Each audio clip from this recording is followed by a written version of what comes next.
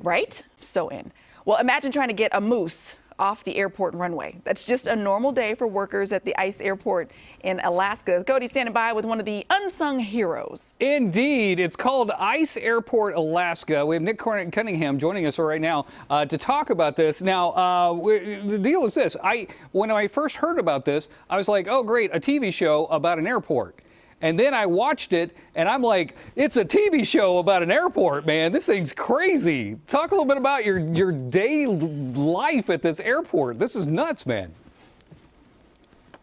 Yeah, you got it. Hey, thanks for having us. And yeah, you bet. You know, you wouldn't always know what it takes to keep a place like Ted Stevens International going each day, and all the different facets of just what takes place here in Alaska to have the aviation wheel keep turning so that we can keep people going where they want to go and keep boxes and cargo going where it wants to go. And yeah, definitely there's every story you can imagine in the series here, from just how we deal with the snow and the cold, how we deal with the inclement weather, the dynamically changing weather, some interesting stories like you had mentioned, the animals, the wildlife. We've got moose and we've got bears, big animals up here that sometimes get out onto our runways, and we've got people that can help get those animals off to keep everybody safe and keep everything going. So definitely an interesting look at what it takes to keep the airports of Alaska going on ICE Airport Alaska. Now, whose gig is it to shoo the bears off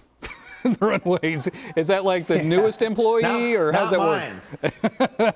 Yeah, you got to draw straws on a Sunday night, and then that's whoever gets the short one on Monday. But no, they're part of the wildlife management personnel, and usually it's like a biologist or someone who's involved with animals, or Department of Natural Resources, but work specifically at the airport to kind of take care of those animals. And it's not always the big exciting bears or dangerous, so to speak. It could be a bald eagle or owls, or could be a rabbit or a cat or a dog or something like that. But we definitely, because we are in the state of Alaska, we get those kind of cliche animals, the bears and the moose. So, so I don't know if a lot of people know this, but air travel in Alaska is probably bigger than any other state, because you guys need smaller planes to get around. I mean, like, a lot of people have a plane and a car, in Alaska to get around. So I'm guessing you guys are super busy.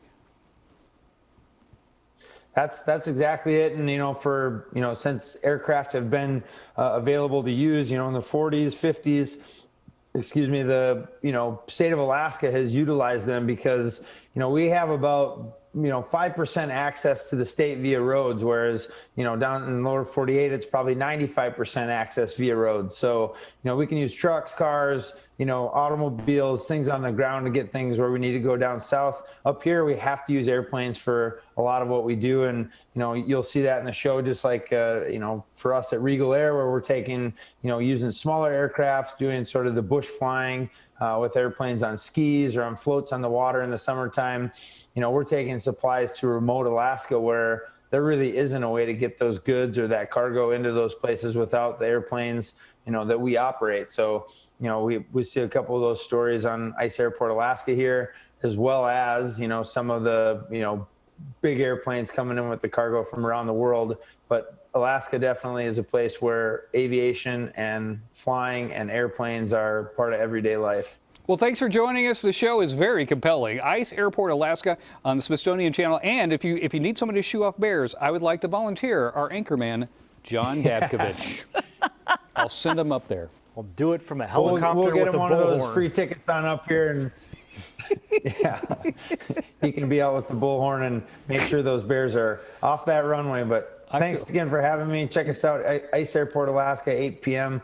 Eastern time on Smithsonian Channel. Thanks Good again, stuff, guys. man. Good stuff. Appreciate it. And I'll send John up there later. All right, back to you, Court. What if I just send the bears a sternly worded tweet? There you go. Yeah, that will work. Move. Just says, get. Go now. Get. You get. Ridiculous.